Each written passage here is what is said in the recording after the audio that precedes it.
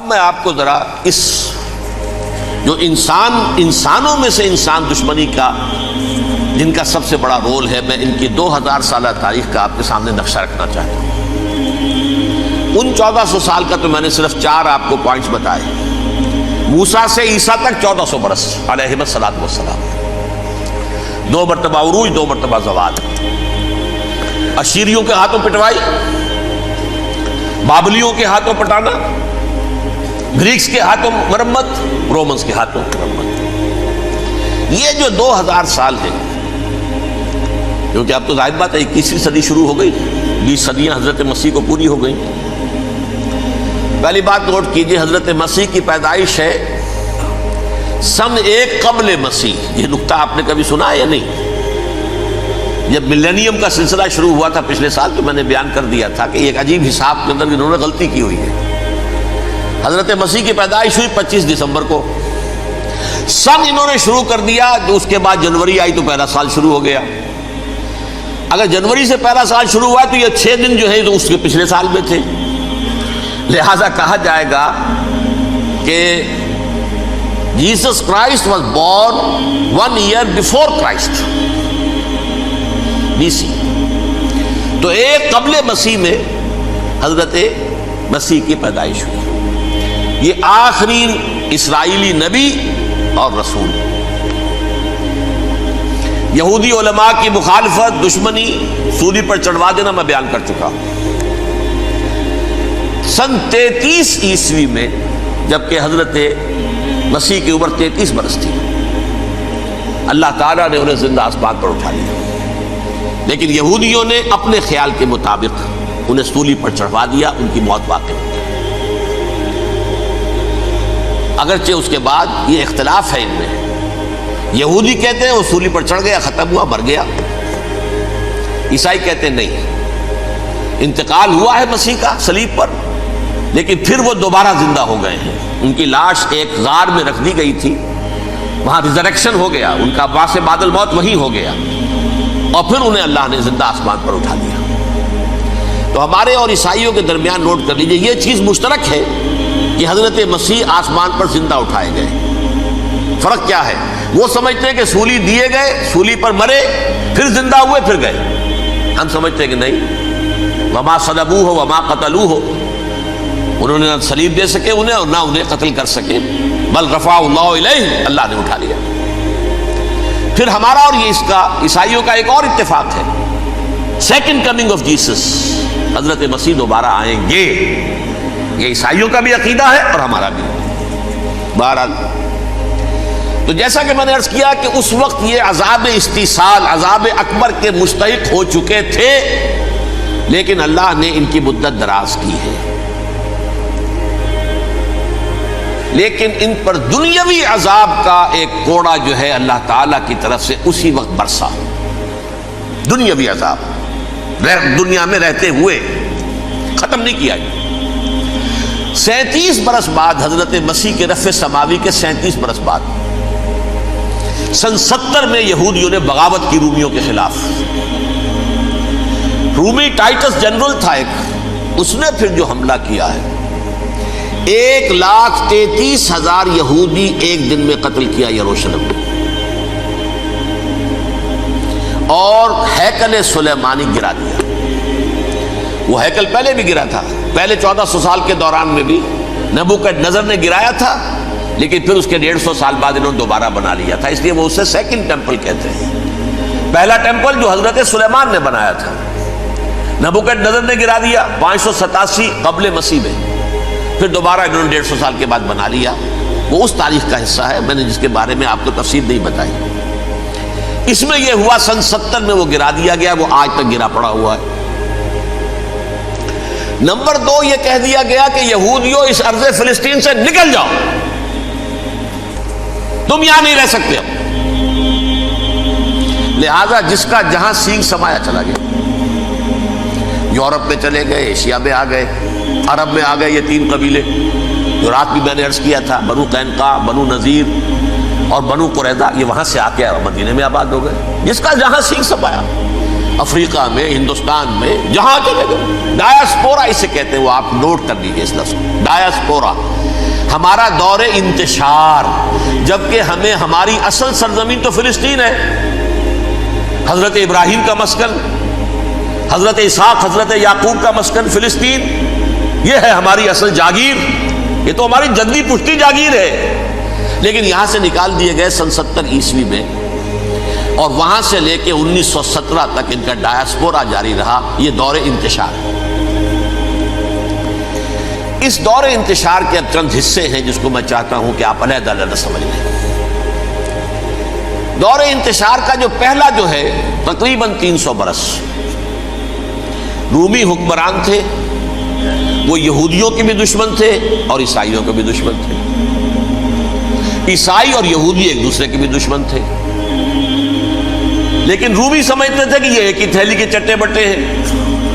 رومیوں کے نزدیک عیسائی بھی یہودیوں ہی کا ایک فرقہ تھے، کوئی علیحدہ مذہب تو تھا ہی نہیں، لہذا رومی جو ہیں رومنز وہ ان دونوں کو ستاتے تھے، مارتے تھے، اور یہ آپس میں لڑتے تھے، یہودی عیسائیوں کو مارتے تھے، عیسائی یہودیوں کو مارتے تھے۔ یہ ہے 300 برس تک کی تاریخ۔ سن 300 عیسوی میں کیا ہوا؟ ایک معجزہ ہو گیا۔ بہت عظیم ایمپرر کانسٹینٹائن، قسطنطین اعظم، رومن ایمپررز میں سے بہت بڑا ایمپرر، وہ عیسائی ہو گئے۔ اب تو معاملہ بالکل تلپٹ ہو گیا، پوری سلطنت عیسائی ہو گئی۔ اب عیسائیوں کے عیش ہو گئے اور یہودیوں پہ مار پڑنی شروع ہوئی۔ اب عیسائیوں کا آپ خود سوچئے کہ جنہیں وہ خدا بنا بیٹھے ہیں، خدا کا بیٹا قرار دے رہے ہیں، ان کے قاتل کون؟ یہودی بدماش۔ لہذا ان کی وہ پٹائی شروع ہوئی ہے یورپ میں، پوری رومن امپائر میں انہیں ذلیل کیا گیا، شہروں میں آمد بند، علیحدہ رہو، گھیٹوز کے اندر رہو۔ یہودی کا نام جو ہے وہ گالی بن گیا، جیسے آج بھی یہودی گالی کہتے ہیں، جیسے خنزیر کا لفظ، آخر وہ بھی اللہ کی مخلوق ہے، لیکن آپ کو معلوم ہے کوئی شخص زبان پر نام نہیں لانا چاہتا خنزیر کا، سور کا، ہے تو مخلوق وہ بھی ایک حیوان ہے۔ ایسے ہی یہ ہے یہودی، یہودی گالی، جیوٹ گالی۔ لہذا ایک طرف تو ان دونوں کے درمیان دشمنی، جس کو قرآن کہتا ہے وَأَغْرَيْنَا بَيْنَهُمُ الْعَدَاوَةَ وَالْبَغْضَاءَ، ہم نے ان کے مابین دشمنی جو ہے پیدا کر دی ہے۔ اور جب یہ پوری سلطنت عیسائی ہو گئی تو قافیہ تنگ ہو گیا یہودیوں کا۔ اب آئیے 571 عیسوی، یعنی جبکہ ڈایاسپورا کو کتنا عرصہ ہو چکا تھا؟ 500 برس۔ سن 70 سے شروع ہوا ڈایاسپورا، جب ٹائٹس نے گرایا ہے ہیکل کو اور نکال باہر کیا انہیں فلسطین سے، بھاگ جاؤ یہاں ایک یہودی بھی نہیں رہے گا، فلسطین سے نکال دیے گئے۔ اس کے پورے 500 برس بعد سن 571 عیسوی میں حضور کی پیدائش ہوئی، ولادت باسعادت محمد رسول اللہ صلی اللہ علیہ وسلم۔ 610 میں آپ پر وحی کا آغاز ہوا، لیکن حضور کے ساتھ ان کا معاملہ کیا رہا؟ اول تو جبکہ حضور ابھی مکے ہی میں تھے، یہودیوں نے ریشہ دوانیاں شروع کر دی حضور کے خلاف۔ قریش مکہ کو سکھاتے تھے، پڑھاتے تھے، ان سے یہ پوچھو، ان سے یہ پوچھو، انہیں اس طرح تنگ کرو، ان سے یہ امتحان لو، یہ آپ کے علم میں ہے۔ سورہ بنی اسرائیل میں، سورہ کہف میں وہ سوالات، جو امتحانی سوالات آئے تھے، ذوالقرنین کون تھا، اصحاب کہف کون تھے، تم رسول بنے پھرتے ہو تو بتاؤ، اور یہ روح کی حقیقت کیا بتاؤ، یہ ساری ریشہ دوانیاں کر رہے تھے بیٹھے ہوئے، ابھی وہیں پر حضور ابھی پہنچے بھی نہیں۔ ہجرت فرما کر حضور تشریف لے آئے تو حضور نے، جسے ماسٹر سٹروک کہا جائے گا، یعنی اسٹیٹس مین شپ کا ماسٹر سٹروک، آپ نے مدینے میں آتے یہودیوں کے ساتھ پیکٹ کر دیا، جوائنٹ ڈیفنس پیکٹ آف مدینہ، کہ اگر مکے والے ہم پر حملہ کریں گے تو ہم مل جل کر ایک قوم کی حیثیت سے مقابلہ کریں گے۔ یہ میثاق مدینہ کہلاتا ہے، جس کے بہت غلط معنی پہنائے جا رہے ہیں آج کل۔ بہرحال میں موضوع میرا چونکہ یہ نہیں، میں ادھر نہیں جاؤں گا، لیکن ہوا کیا؟ ہر مرتبہ یہ خیانت کے مرتکب ہوئے، ان نے جو عہد کیے تھے ان سے پھرے، اندر ہی اندر سازش، ریشہ دوانی، حضور کی بدترین دشمنی۔ سورہ نساء کی آیت نمبر 12 میں 13 میں فرمایا ہے لا تزال تطلع علی خائنۃ منہم، اے نبی ہمیشہ آپ کے علم میں ان کی طرف سے خیانتیں، بددیانتیاں آتی رہیں گی. اور بار بار وہ مسلسل جنگ کی آگ بھڑکاتے تھے. قریش کو دعوت دیتے، آؤ آؤ آؤ ہم اندر سے بغاوت کر دیں گے، تم آؤ تو صحیح، ختم کریں محمد کو اور اہل ایمان کو صلی اللہ علیہ وسلم ورضی اللہ تعالی عنہم اجمعین. لیکن پھر جب وہ آتے تھے تو یہ دبک جاتے تھے، ان میں ہمت نہیں تھی، میدان کے مرد نہیں رہے تھے. یہ سورہ حشر میں ان کا نقشہ کھینچا گیا ہے. کھلے میدان میں مقابلے کی اس کے اندر صلاحیت ہی نہیں. یہ تو فصیلوں کے پیچھے سے، جیسے عورتیں کہیں دیہات میں لڑائی ہوتی ہے تو مرد جو ہے گلیوں میں لڑتے ہیں، عورتیں اوپر سے پتھر پھینکتی ہیں، بس وہ کام یہ کر سکتے تھے. من ورائے جدر، فصیلوں کے پیچھے سے، جنگ میں میدان میں نہیں آ سکتے. بہرحال قرآن مجید میں ہے یہ سورہ مائدہ کی آیت نمبر 64، کلما اوقدوا نارا للحرب اطفاها اللہ. اکثر و بیشتر مواقع پر تو یہ جب آگ بھڑکاتے تھے جنگ کی، اللہ اسے بجھا دیتا تھا. لیکن بہرحال اس کے باوجود جنگیں ہوئی، غزوہ بدر، غزوہ احد ہوئی کہ نہیں؟ یہ ساری اس اصل شرارت میں. اور اس کے نتیجے میں حضور نے پھر ایک ایک کر کے 3 قبیلوں کو سزا دی. غزوہ بدر کے فوراً بعد بنو قینقاع نکالے گئے مدینے سے، غزوہ احد کے فوراً بعد بنو نذیر نکالے گئے، اور غزوہ احزاب کے بعد بنو قریظہ نکال دیے گئے. یہ تو میں نے آپ کے سامنے رکھ دیا صرف حضور کے زمانے میں ان کا کیا رویہ رہا. دشمن، رات بھی ہم نے وہ آیت پڑھی تھی، لَتَجِدَنَّ أَشَدَّ النَّاسِ عَدَاوَةً لِلَّذِينَ آمَنُوا الْيَهُودُ وَالَّذِينَ أَشْرَكُوا. اہل ایمان کی دشمنی میں شدید ترین تم پاؤ گے یہودیوں کو اور مشرکین. مشرکین بھی بعد میں ہے، پہلے یہودی. حضور کے بعد کیا ہوا اب یہ نوٹ کیجئے، یہ ان کی تاریخ کا دوسرا دور. حضرت عمر رضی اللہ تعالیٰ عنہ کا عہد خلافت ہے. بیت المقدس کا محاصرہ کیا گیا، فصیل بڑی اونچی، شہر اندر سے سیلف سفیشینٹ، حملے کا راستہ کوئی نہیں. محاصرہ طول کھینچ رہا ہے لیکن ان کے پاس رسد بھی موجود ہے، پانی بھی موجود ہے، وہ دروازے بند کر کے بیٹھے ہوئے. بالآخر اللہ تعالیٰ کی مشیت کا ظہور کیسے ہوا؟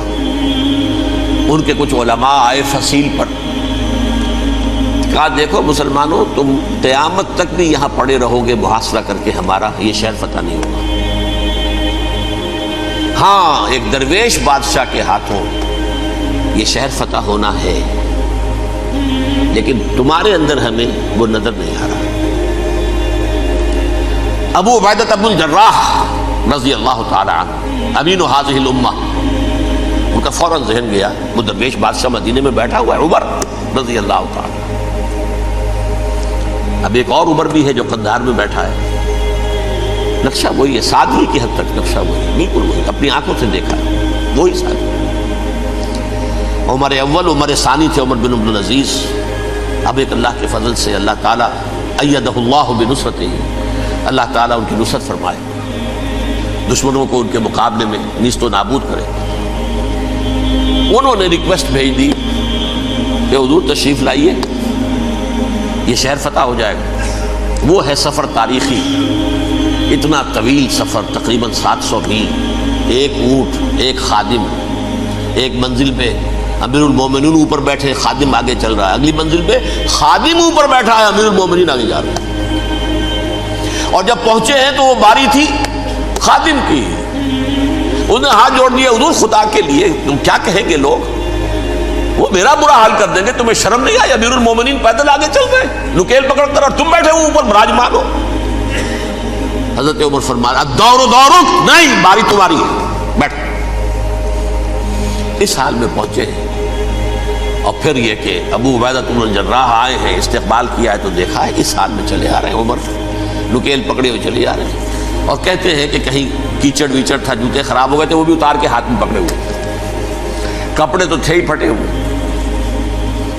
انہوں نے کہا کہ حضرت ابو عبیدہ نے، دیکھیے یہ بڑا متمدن ملک ہے، بڑا مہذب علاقہ ہے یہ، آپ ذرا حلیہ اپنا درست فرما دیں تب جا کے پیش ہم آپ کو کریں گے.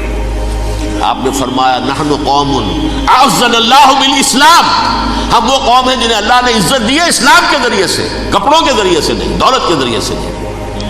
اسی حال میں گئے ہیں، اوپر سے انہوں نے کھڑے ہو کر نشانیاں دیکھی ہیں، اپنی کتابیں کھولی، ہاں یہ وہی ہیں، اچھا لو جی سرنڈر، شہر تمہارے ہاتھ میں۔ خون کا ایک قطرہ نہیں بہا اور بیت المقدس فتح ہو گیا۔ لیکن اس وقت حضرت عمر نے ایک نرمی یہ کی کہ یہودیوں کے لیے بھی اسے اوپن سٹی قرار دے دیا۔ یہ احسان عظیم حضرت عمر کا، اس سے پہلے یہودی آ ہی نہیں سکتا تھا، داخل ہی نہیں ہو سکتا تھا، وہاں وہ آ کر وزٹ نہیں کر سکتا تھا، زیارت نہیں کر سکتا تھا اپنے مقدس مقامات کی۔ حضرت عمر نے یوں سمجھیے کہ تقریباً 550 برس کے بعد ان کے لیے راستہ کھولا ہے کہ ہاں تم آ سکتے ہو، زیارت کر سکتے ہو۔ لیکن یہ عیسائیوں نے لکھوایا معاہدے کے اندر، انہیں یہاں آپ آباد ہونے کی اجازت نہیں دیں گے، لیکن کم وزٹ دی پلیسز، دیکھیں زیارتیں کریں اور جائیں۔ یہ معاہدہ حضرت عمر کا ہے رضی اللہ تعالیٰ، جو پھر خلافت راشدہ کے بعد بنو امیہ نے بھی اس کو آرڈر کیا، بنو عباس نے کیا، پھر جو ہمارے یہ ترکوں میں اندر خلافت آئی تو ترک خلفاء نے بھی اس معاہدے کی پوری پابندی کی۔ فلسطین میں آ سکتے ہیں یہودی، صرف زائرین کی حیثیت سے، وہاں آباد نہیں ہو سکتے۔ اب آئیے اگلا دور آیا حضرت عثمان کا دور خلافت۔ یہ ہے وہ وقت کہ اب یہود نے امت مسلمہ کی پیٹھ میں چھرا گھونپا۔ وہ کیسے؟ ایک یہودی عبداللہ ابن سبا اسلام کا لبادہ اوڑھ کر آ گیا، معاشرے کا جائزہ لے لیا، ان میں بنو ہاشم اور بنو امیہ میں جو پرانی کشاکش تھی اس کے کچھ نہ کچھ جراثیم باقی ہیں، اگر ان کو ذرا بھڑکا دے تو مسلمانوں میں انتشار پیدا ہو گیا۔ کہا یہ عثمان کون ہے؟ یہ تو بنو امیہ میں سے ہے، یہ حق تو بنو ہاشم کا ہے، خلافت ان کے پاس ہونی چاہیے، محمد کے تو رشتہ دار وہ ہیں صلی اللہ علیہ وسلم۔ عوام الناس کے اندر بات پھیلنی شروع ہوئی، پھر ایک بڑی سازش کے انداز میں حضرت عثمان کے خلاف پروپیگنڈا، حضرت عثمان کے جو عاملین تھے، گورنر تھے، ان کے خلاف پروپیگنڈا، اور ایسی ہوشیاری کرتے تھے کہ کوفے میں کوفے کے حاکم کے خلاف کچھ نہیں کہنا، اجی مصر میں یہ ہو رہا ہے، اجی شام میں یہ ہو رہا ہے، اجی یہ جو عثمان ہے وہ یہ کر رہا ہے، یہ ظلم ہو رہا ہے، یہ لوٹ مار ہو رہی ہے، یہ خیانتیں ہو رہی ہیں۔ اب نہ تو اس زمانے میں مینز آف کمیونیکیشن، کیسے تصدیق کریں؟ افواہیں تو آپ آج کراچی کے اندر شروع ہو جائے تو پتہ نہیں چل سکتا کسی کو کہ کیا اس میں صداقت ہے، کیا جھوٹ ہے، اور بری بات جو ہے فطرت انسانی کی کمزوری ہے، وہ فوراً قبول کرتا ہے، کسی کے بارے میں اچھی بات ماننے کو تیار نہیں ہوتا، لیکن بری بات تو فوراً تیار۔ بہرحال یہ فتنہ انہوں نے اٹھایا، حضرت علی کی الوہیت کا فتنہ اٹھایا، حضرت عثمان کے خلاف الفتنۃ الکبریٰ برپا کیا، حضرت عثمان شہید ہوئے۔ اس کے بعد 5 برس تک مسلمان ایک دوسرے کی گردنیں کاٹتے رہے، باہمی خانہ جنگی ہوئی، امت کو وہ زخم لگایا ہے جو آج تک جس سے خون رس رہا ہے۔ یہ شیعان عثمان اور شیعان علی تھے جو بعد میں پھر سنی اور شیعہ ہو، اور آج تک فتنہ کس نے جگایا؟ ایک عبداللہ ابن سبا یہودی اور اس کے کارندے، شیطان کا ایجنٹ، اور انسانوں میں سے بھی اس کے جو بھی حواریین تھے اور شیطانوں کے اندر سے بھی تھے، انہوں نے بھی اس آگ کو بھڑکایا۔ یہ آپ سوچ لیجئے کہ یہ کس نے وہ زخم لگایا؟ یہودی۔ اگلا دور آیا، خلافت راشدہ ختم ہوئی، بنو امیہ کا بھی دور کافی گزر گیا۔ طارق ابن زیاد 712 عیسوی میں حملہ کرتے ہیں اسپین پر۔ اسپین اس وقت عیسائیت کا بہت بڑا گڑھ، بڑے کٹر ترین عیسائی جو ہے وہ اسپین میں تھے، لہذا یہودیوں کی وہاں بہت پٹائی ہوتی تھی، میں بتا چکا ہوں، دشمنی تھی، یہ تو چلی آ رہی تھی عیسائیوں کے ہاتھوں یہودیوں کی، وہ تو سن 300 عیسوی سے ایمپرر کانسٹنٹائن کے بعد سے شروع ہو گئی تھی۔ اس حوالے سے یہودیوں نے اس وقت چالاکی یہ برتی، کچھ راستے واسطے بتائے، کچھ مدد کی طارق ابن زیاد کی۔ طارق ابن زیاد نے انہیں اپنا محسن سمجھا، ہسپانیہ فتح ہو گیا تو یہودی چونکہ محسنین کی فہرست میں آ چکے تھے، انہیں بہت اقتدار نصیب۔ بڑی سپورٹ مسلمانوں نے دی. ان کے بڑے بڑے علماء جو اسی دور کے اندر پیدا ہوئے, بڑے بڑے تھنکرز ان کے اسی دور میں پیدا ہوئے. بن گوریون جو کہ ایک وزیر اعظم تھا اسرائیل کا, اس نے یہ لکھا ہے اپنی کتاب میں, Muslim Spain was the golden era of our diaspora. وہ ڈائسپورا جو 70 عیسوی سے شروع ہوا تھا اور 1917 عیسوی تک جاری رہا ہے, اس میں سے گولڈن ایرا ہمارا جو تھا وہ مسلم اسپین تھا. ہسپانیہ میں بیٹھ کر ہم عیش کیے. لیکن وہاں سے انہوں نے اور جو کچھ کیا, یہ تو داستان کے بہت سے گوشے ہیں, لیکن میں جس اسٹریٹ لائن میں چل رہا ہوں اس کے اعتبار سے ایک بات سمجھ لیجیے. وہاں بیٹھ کر انہوں نے اب عیسائیت کی پیٹھ میں چھرا گھونپا, پروٹیسٹنٹ مذہب پیدا کیا, تقسیم کر دیا. جیسے شیعہ سنی کی تقسیم, عبداللہ ابن سبا, رومن کیتھولک اور پروٹیسٹنٹ کی تقسیم, یہودی علماء. ہوتا کیا تھا, ہسپانیہ کی یونیورسٹیاں ہیں, کارڈووا میں ہے, ٹولیڈو میں ہے, گریناڈا میں ہے, غرناطہ, قرطبہ, تولیتلا, اور وہاں آتے تھے لوگ. فرانس سے چلے آ رہے ہیں نوجوان پڑھنے کے لیے, جرمنی سے چلے آ رہے ہیں, اٹلی سے چلے آ رہے ہیں. 3 ہی ملک قریب ترین پڑھتے ہیں سینٹرل جو یورپ کے ہیں. یہاں پر جو ہے وہ اسلام جو نور پھیلا رہا تھا اس سے بھی مستفیض ہوئے. جہالت کے جو ہے پردے ان کے وہ چھٹے.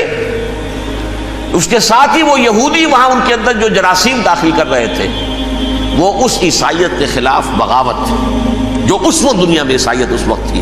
پوپ کا راج تھا دنیا میں اس وقت. یورپ میں جو عیسائیت تھی اس میں ایک طرف بادشاہ تھے, لیکن بادشاہوں کی حیثیت وہاں پر یوں سمجھ لیجئے کٹ پتلیوں کی تھی. اصل قوت پوپ کے ہاتھ میں تھی. اور پوپ کو انہوں نے جیسے قرآن نے کہا اتخذوا احبارهم ورهبانهم اربابا من دون اللہ, کیونکہ سینٹ پال نے شریعت موسوی ساقط کر دی تھی تو اب شریعت تھی ہی نہیں. پوپ کو اختیار تھا جس چیز کو چاہے حلال قرار دے دے, جس چیز کو چاہے حرام قرار دے دے. اتخذوا احبارهم ورهبانهم اربابا من دون اللہ. انہوں نے کہا صاحب یہ پوپ کس بلا کا نام ہے, یہ بھی انسان ہے. بات تو ٹھیک تھی نا, اصل حیثیت تو کتاب کی ہونی چاہیے, ڈیوائن بک, دی ریویلڈ اسکرپچر. لہذا اور یہ کتاب ہر شخص پڑھ سکتا ہے.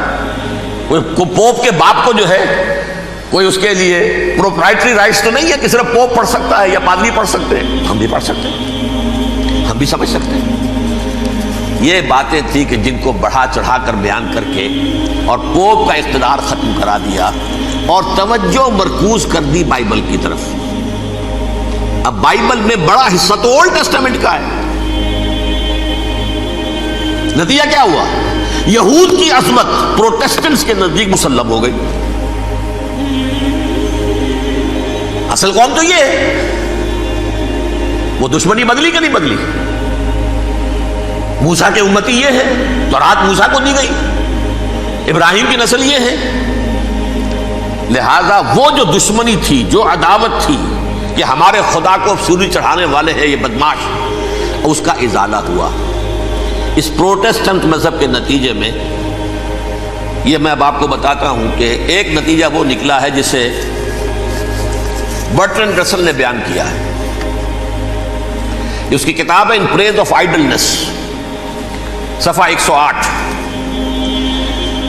وہ لکھتا ہے the Christians retaining the Judaic belief in special revelation added to it the Roman desire for worldwide domination and the Greek taste for metaphysical subtleties. The combination produced the most fiercely persecuting religion that the world has yet known. یہ 3 چیزیں آ کر عیسائیت میں مل گئی. ایک تو جب یہ اولڈ ٹیسٹامنٹ جو ہے وہ ان کے ہاتھ میں آ گئی, اور اس کے میں کچھ آپ کو بتا دیتا ہوں کہ اولڈ ٹیسٹامنٹ کی تعلیمات, کیونکہ یہ اولڈ ٹیسٹامنٹ جو ہے یہ محرف تھی. اصل تورات تو گم ہو گئی تھی 587 قبل مسیح میں, جب پہلی مرتبہ ہیکل جو ہے تباہ ہوا ہے, اس وقت ختم ہو گئی تھی. اس کے کوئی 150 سال کے بعد انہوں نے یادداشتوں سے مرتب کر کے لکھی ہے. اب اس میں ان کے اپنے خیالات, اپنے امانی, اپنی توجیحات وہ شامل ہو گئی. لہذا آپ ذرا میں آپ کو حوالے دیتا ہوں. اس کتاب کے اندر مظالم کی جو تعلیم دی گئی ہے، اہل کتاب نے اپنے مظالم قتل عام کے جواز کے لیے تورات میں تبدیلیاں کی اور پیغمبروں پر دہشت ناکی اور بدترین حرام کاری کے الزامات لگائے۔ سنیے، پہلا حوالہ ہے یہ گنتی باب 31 آیات 17-18۔ اس لیے ان بچوں میں جتنے لڑکے ہیں سب کو مار ڈالو، اور جتنی عورتیں مرد کا منہ دیکھ چکی ہیں ان کو بھی قتل کر ڈالو، لیکن ان لڑکیوں کو جو مرد سے واقف نہیں اور اچھوتی ہیں اپنے لیے زندہ رکھو۔ یہ کسی اللہ کی کتاب کا یہ جملہ ہو سکتا ہے؟ کسی ریویل بک کا؟ اور سنیے، یہ ہے استثناء ڈیٹرانومی باب 20 آیت 16-18۔ پر ان قوموں کے شہروں میں جن کو خداوند تیرا خدا میراث کے طور پر تجھ کو دیتا ہے، کسی ذی نفس کو جیتا نہ بچا رکھنا، جیسا خداوند تیرے خدا نے تجھ کو حکم دیا بالکل نیست کر دینا۔